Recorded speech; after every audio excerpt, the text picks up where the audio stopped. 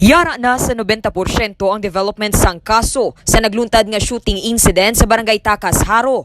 Ini ang pahayag ni Police Captain Eduardo Chacon Jr., hepe sang Haro Police Station sa interview sang Radyo Bandera Iloilo. Nagapati ang Haro Police Station nga may madalom nga rason kag indi pagpang-tripping lang natabo nga pagpangluthang sa 6 ka persona sa Barangay Takas, Haro sang tinalikdan nga Agosto 2 sang gabi.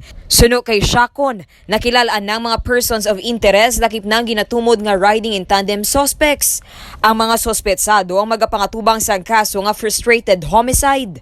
Nahibaluan nga una nga nagpangtiro ang driver kag nagbayluhanay pa sila sa angkas sini sa pagmaneho sa motorsiklo. May mga persons of interest na kita, like itong gunman kay ang driver sa motor.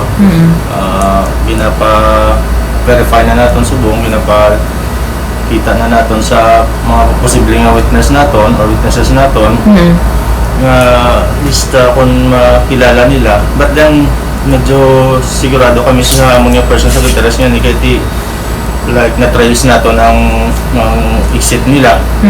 Hindi sila nagpalagyo, na-trace natin ang ilang colors ng motor. And then, nag-coincide man sa reported nga abandon the following day, reported nga abandon nga motor. So nag-coincide ang mga papers dito sa sulod sa motor, ang motor nga nakita natin sa CCTV. Balita nagikan sa patrol.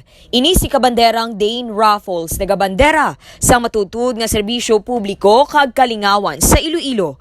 Radyo Bandera.